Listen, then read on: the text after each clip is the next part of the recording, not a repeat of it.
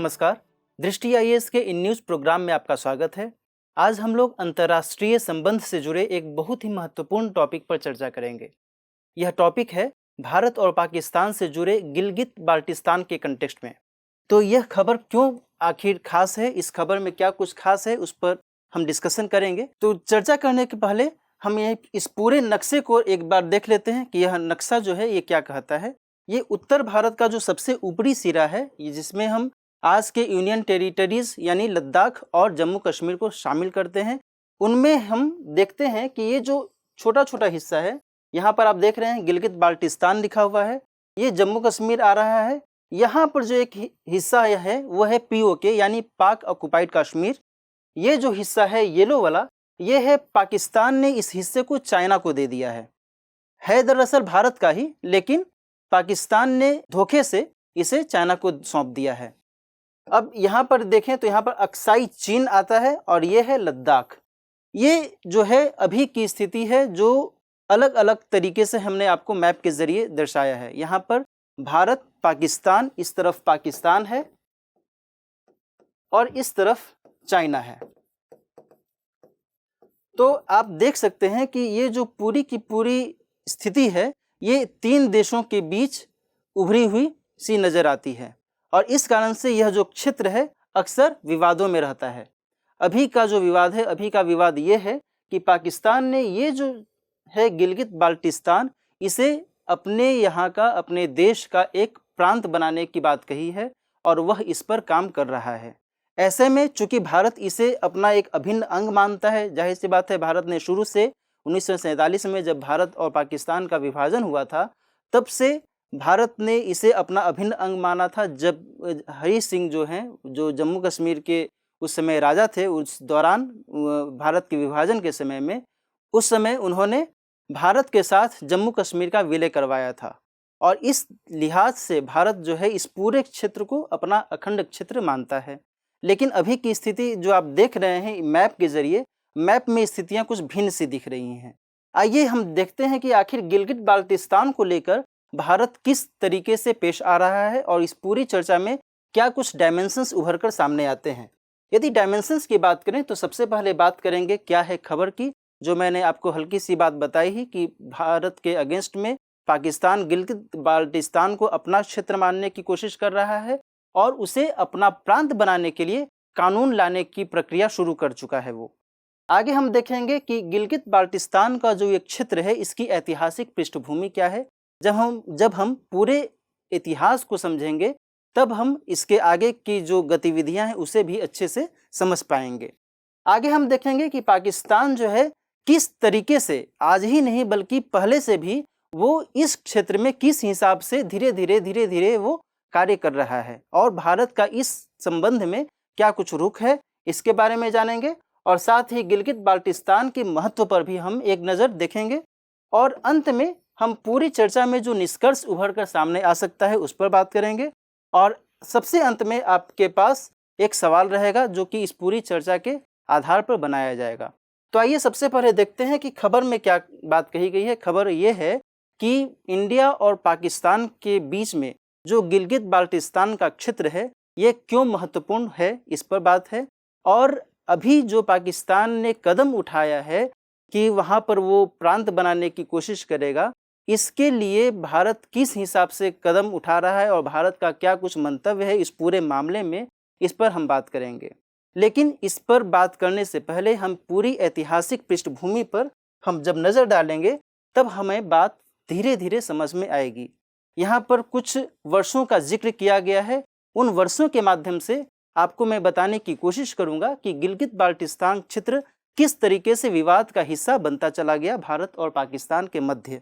यहाँ पर आप देख रहे होंगे 26 अक्टूबर 1947, यह वह दिन है जबकि उस समय जम्मू कश्मीर के जो महाराजा हरि सिंह थे, उन्होंने भारत के साथ जम्मू कश्मीर का विलय करवाया था। कब करवाया था? तो 26 अक्टूबर 1947, यानी कि भारत पाक के विभाजन के बाद, है ना। उस समय तो भारत और पाकिस्तान दोनों ही आज़ाद मुल्क बन गए थे। तो ऐसी स्थिति में जब हरि सिंह जी ने भारत में अपने क्षेत्र का विलय करवाया तो उसके बाद क्या स्थितियां बनकर उभरी कि जम्मू कश्मीर के अंतर्गत ही गिलगित बाल्टिस्तान का जो क्षेत्र था वो ऑटोमेटिकली भारत के पास आ जाना चाहिए था, ठीक है। लेकिन हुआ क्या कि गिलगित में कुछ विद्रोहियों ने विद्रोह कर दिया और 1 नवंबर 1947 को गिलगित का जो क्षेत्र था वहाँ पर revolutionary council of Gilgit Baltistan के जो लोग थे उन्होंने अपने आप को स्वतंत्र घोषित कर दिया, ठीक है। अब इस दिन को उन्होंने क्या कहा कि नहीं भाई, हम जम्मू कश्मीर का हिस्सा हैं ही नहीं।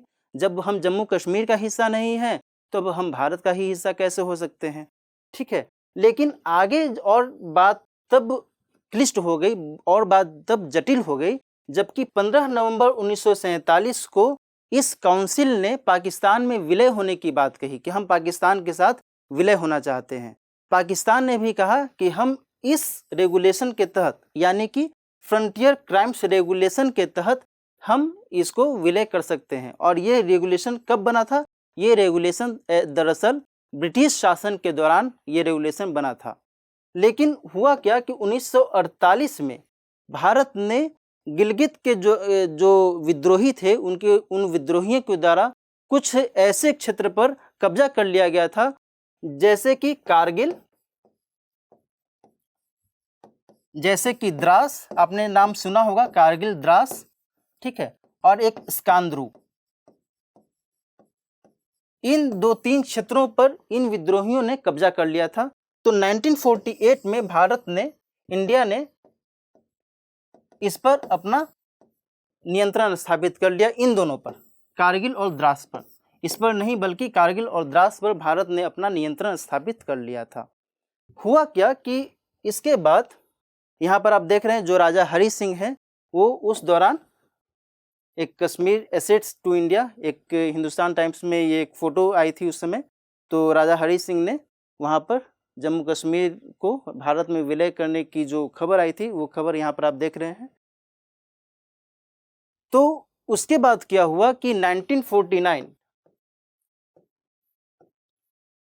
1949 में 1 जनवरी को भारत और पाकिस्तान के बीच में जो उस समय जम्मू कश्मीर मुद्दे को लेकर के जो लड़ाइयाँ चल रही थी उस लड़ाई को बंद करने के लिए भारत और पाकिस्तान ने 1 जनवरी 1949 को क्या किया? सीज फायर किया, ठीक है। सीज फायर यानी कि युद्धबंदी की बात कही। लेकिन उस दौरान क्या हुआ कि जो क्षेत्र पाकिस्तान ने अपने कब्जे में कर लिया था वो भारत को उसने दिया नहीं। और कहा जाता है कि भारत ने इस पूरे मुद्दे को संयुक्त राष्ट्र सुरक्षा परिषद यानी कि यूएनएससी में उठाया था। और यूएनएससी में जब ये मामला उठा था तो चूंकि अब भारत वहाँ पर पहुँच चुका था तो पाकिस्तान ने वहाँ पर बहुत अधिक गतिविधि करने की कोशिश नहीं की और तब से ये मुद्दा वहीं पर पड़ा हुआ है, उस पर कुछ खास पहल नहीं की गई है। और वहाँ पर यूएनएससी में ये बात हुई थी कि भाई वहाँ पर जनमत संग्रह करवाया जाना चाहिए, जम्मू कश्मीर में जनमत संग्रह के द्वारा जो निर्णय लिया जाना चाहिए उसके आधार पर फिर आगे की कार्रवाई हो, लेकिन जनमत संग्रह हो नहीं सका। इस बीच पाक ऑक्युपाइड कश्मीर और गिलगित बाल्टिस्तान का जो क्षेत्र है वो उभर करके सामने आया। चूँकि पाकिस्तान ने इन क्षेत्रों पर अपना आधिपत्य स्थापित करने की कोशिश की और उसके बाद सीज फायर के बाद जो है स्थितियाँ बदलती चली गई। अब आगे देखते हैं 1974 में क्या हुआ। 1974 में पाकिस्तान ने अपना एक व्यापक संविधान स्थापित किया और उस संविधान के माध्यम से पाकिस्तान के 4 प्रांत बने, ठीक है। अब ये जो 4 प्रांत थे वो 4 प्रांत कौन से थे? तो पंजाब थे, भारत का पंजाब नहीं, पाकिस्तान का पंजाब। दूसरा सिंध था, तीसरा बलूचिस्तान था,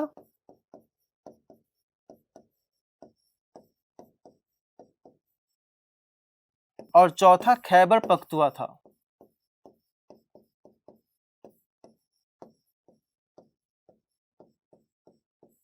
ठीक है, ये जो 4 प्रांत थे इनके अलावा जो पीओके यानी पाक ऑक्युपाइड कश्मीर और गिलगित बाल्टिस्तान, इन दोनों पर पाकिस्तान ने कोई गतिविधि नहीं की क्योंकि उसे पता था कि यह मामला संयुक्त राष्ट्र सुरक्षा परिषद में गया हुआ है। वहाँ पर जब ये मामला है तो अब ये हमारे लिए अंतर्राष्ट्रीय छवि की बात हो जाएगी, हम वहाँ पर कुछ खास कर नहीं सकते हैं। तो उसने क्या किया कि इन चारों को तो प्रांत बनाया, लेकिन गिलगित बाल्टिस्तान और पीओके को प्रांत के लिए कुछ भी करने की कोशिश नहीं की। आगे हम देखें तो 1975 में क्या हुआ कि पीओके यानी पाक ऑक्युपाइड कश्मीर ने अपना एक संविधान बनाया, तो और उसके साथ साथ अपना कुछ ऑटोनॉमी टेरिटरी भी स्थापित किया। ये पीओके की बात है। क्या किया? एक संविधान बनाया और साथ ही कुछ ऑटोनॉमी भी हासिल की।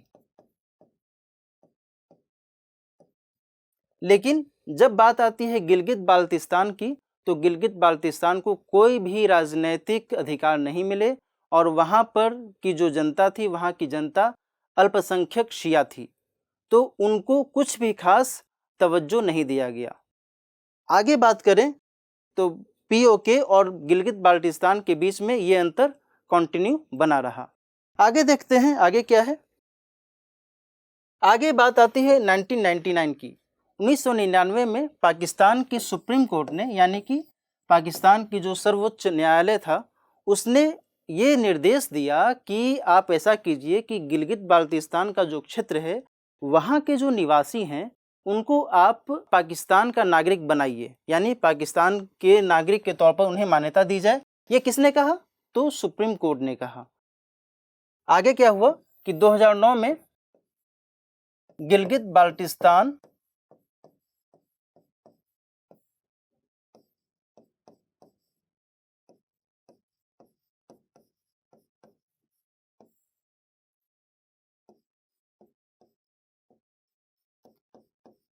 स्वशासन आदेश लाया गया। ठीक है, इस आदेश के जरिए पहले गिलगित बाल्टिस्तान को नॉर्दर्न एरिया कहा जाता था, वहां पर चूंकि ये नॉर्थ में था, तो नॉर्दर्न एरिया जो पहले कहा जाता था, इस आदेश के जरिए फिर से इसे गिलगित बाल्टिस्तान का नाम दिया गया। ठीक है, और वहां पर NALC यानी नॉर्दर्न एरिया लेजिस्लेटिव काउंसिल को हटा करके क्या किया गया? लेजिस्लेटिव असेंबली, यानी वहां पर विधानसभा की व्यवस्था की गई। कहां पर? गिलगित बाल्टिस्तान में। ये कब की बात है? तो ये 2009 की बात है। आगे हम बात करते हैं 2020 में। मैं ये क्रम इसीलिए बता रहा हूं ताकि आपको ये स्पष्ट हो कि पूरी की पूरी जो स्थिति है ये क्या है, शुरू से लेकर अब तक। तो 2020 की जो बात है, यहाँ पर आप देख रहे हैं कि पाकिस्तान हमेशा जो है गिलगित बाल्टिस्तान पर किसी न किसी तरीके से वहाँ पर अपना अधिकार जताने की कोशिश करता रहा है। पूरी स्थिति में यही सामने उभर कर आ रहा है। 2020 में क्या हुआ कि वहाँ की सुप्रीम कोर्ट ने फिर से पाकिस्तान के जो शासन व्यवस्था है, पाकिस्तान की सरकार को ये आदेश दिया कि भाई आप ऐसा कीजिए कि वहाँ पर एक आम चुनाव करवाइए। ठीक है, लेकिन इस स्थिति का, आम चुनाव के इस निर्णय का, इस निर्देश का भारत द्वारा कड़ा विरोध किया गया कि भाई ये आप क्या कर रहे हैं। भाई अभी तो स्थिति ये है कि ये हमारा अभिन्न अंग है, हम इसे अपना अभिन्न अंग मानते हैं, और ये जो इशू है एक तरह से संयुक्त राष्ट्र सुरक्षा परिषद में है। ऐसे में आप इस तरीके की जो कार्रवाई कर रहे हैं ये तो हमारे लिए असहनीय है। तो इस तरीके की गतिविधियां भी भारत की तरफ से देखी गई हैं। फिर उसके बाद और मजे की बात यह है कि 1 नवंबर 2020 को गिलगित बाल्टिस्तान में स्वतंत्रता दिवस मनाया गया। क्यों मनाया गया स्वतंत्रता दिवस? क्योंकि मैंने आपको शुरू में ही बताया था कि 1 नवंबर 1947 को ही वहां पर गिलगित के कुछ विद्रोहियों ने विद्रोह कर दिया था। ठीक है, तो 1 नवंबर 2020 को जो स्वतंत्रता दिवस मनाया गया गिलगित बाल्टिस्तान में, वहाँ पर जो पाकिस्तान के प्रधानमंत्री अभी हैं मिस्टर इमरान खान, उन्होंने ये आश्वासन दिया वहाँ के लोगों को कि हम यहाँ पर प्रोविंस बनाना चाहते हैं, प्रांत बनाना चाहते हैं। उसी प्रक्रिया में 2021 की स्थिति सामने आती है। 2021 की स्थिति ये है कि अभी जब प्रांत बनाने की बात उन्होंने उस दौरान कही, तो उसको लेकर वहाँ पर जो कानून मंत्री जो हैं, उन्होंने उस पर कार्रवाई आगे की और उस पूरे मामले में एक ड्राफ्ट तय किया और 26वें संविधान संशोधन विधेयक के तहत जो गिलगित बाल्टिस्तान का जो क्षेत्र है उस क्षेत्र पर वहाँ पर जो प्रोविजनल प्रोविंस की स्थापना करने की बात कही जा रही है। किस तरीके की प्रोविंस? तो प्रोविजनल प्रोविंस।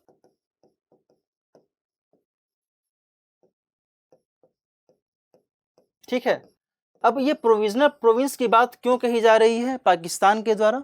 तो पाकिस्तान के द्वारा प्रोविजनल प्रोविंस की बात इसलिए कही जा रही है क्योंकि उसे पता है कि ये पूरा का पूरा जो मामला है ये भी संयुक्त राष्ट्र संघ के पास में है। संयुक्त राष्ट्र सुरक्षा परिषद इस पर निगरानी कर रहा है।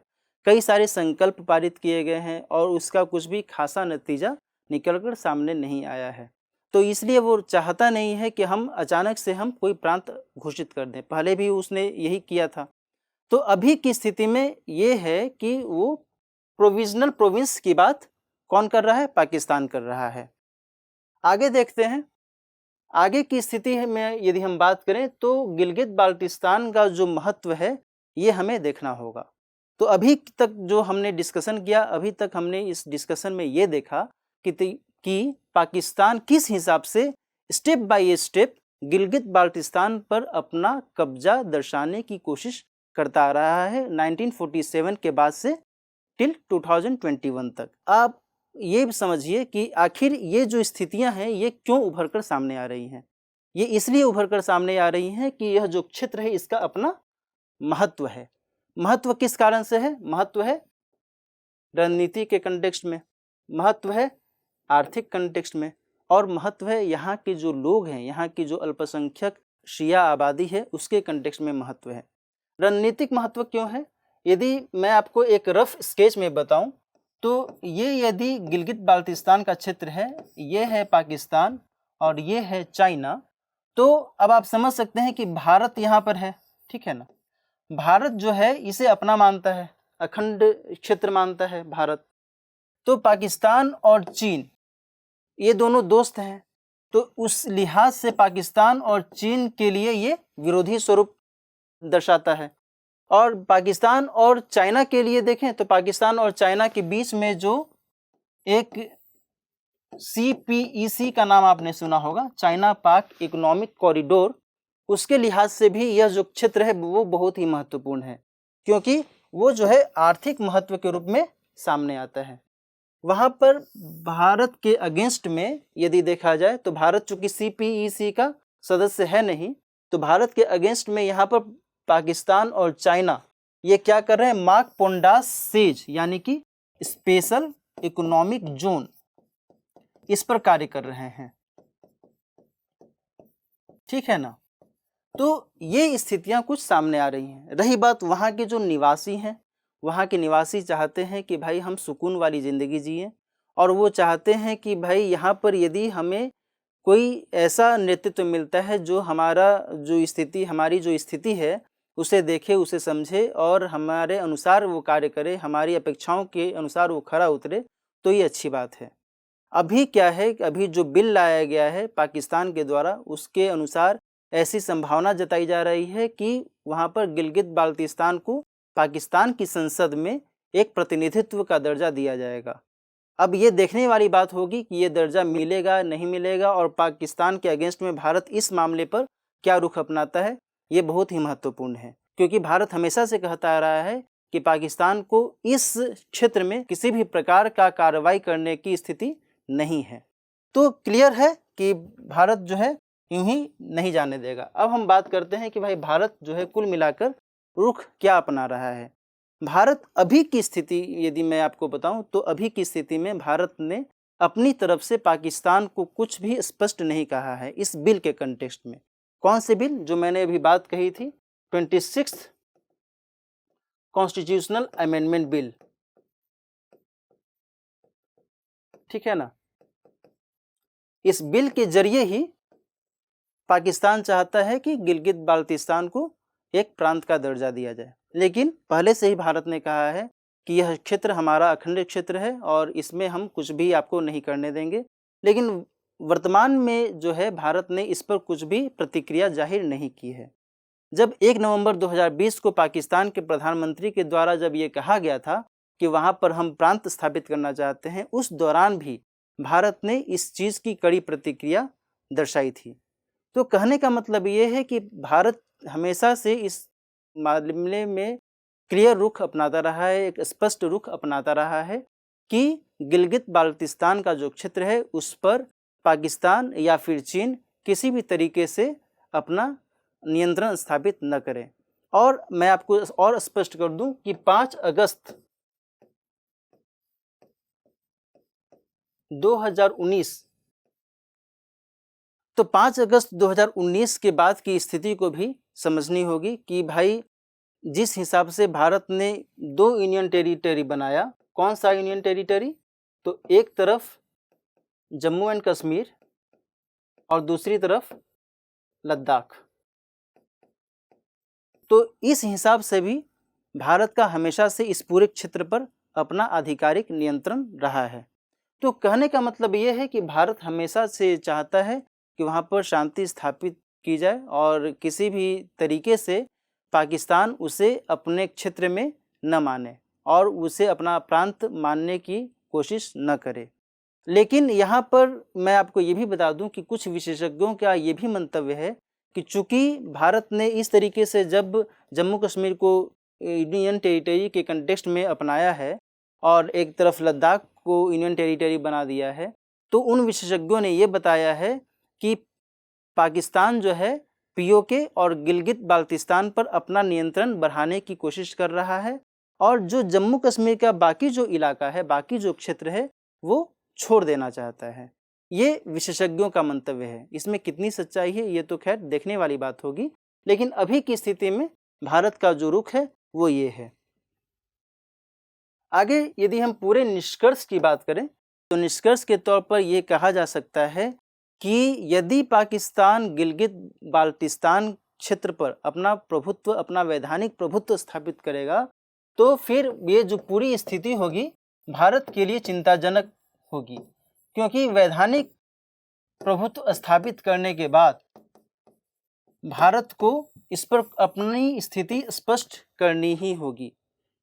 बेशक भारत यदा कदा इस पर अपनी स्थिति स्पष्ट करता रहता है। वो बोलता है कि 1947 में जो विलय किया गया था जम्मू कश्मीर के द्वारा और उस आधार पर यह जो पूरा क्षेत्र है वो भारत का अखंड क्षेत्र है, तो उसके कंटेक्स्ट में भारत को और भी कुछ कदम उठाए जाने की कोशिश करनी होगी। अन्यथा पाकिस्तान इस आधार पर, इस क्षेत्र पर अपना प्रभुत्व और तेजी से और जोरदार तरीके से स्थापित करने की कोशिश करेगा। ठीक है, तो आइए इस पूरे डिस्कशन के आधार पर जो प्रश्न बन सकता है उस प्रश्न को हम देख लेते हैं। गिलगित बाल्टिस्तान क्षेत्र में पाकिस्तान के बढ़ते कदम पर एक टिप्पणी करनी है आपको और साथ ही ये भी बताना है कि इस क्षेत्र का जो महत्व है वो क्या है। ठीक है, तो पाकिस्तान किस हिसाब से इस क्षेत्र पर अपना कब्जा करने की कोशिश कर रहा है, मैंने पूरे शुरू से लेकर अभी तक की स्थिति को स्पष्ट करने की कोशिश की है, उसके बारे में आपको बताना होगा। और साथ ही इस क्षेत्र के जो आर्थिक महत्व हैं, रणनीतिक महत्व हैं और उस क्षेत्र के जो लोग हैं, उन लोगों की जो स्थितियां हैं उसको भी मद्देनजर रखते हुए इस पूरे प्रश्न को समझते हुए और उसका एक अच्छा सा उत्तर लिखने की कोशिश करनी होगी। ठीक है, तो आज के लिए इतना ही। मिलते हैं किसी नेक्स्ट टॉपिक में, नए सेशन में। तब तक के लिए नमस्कार।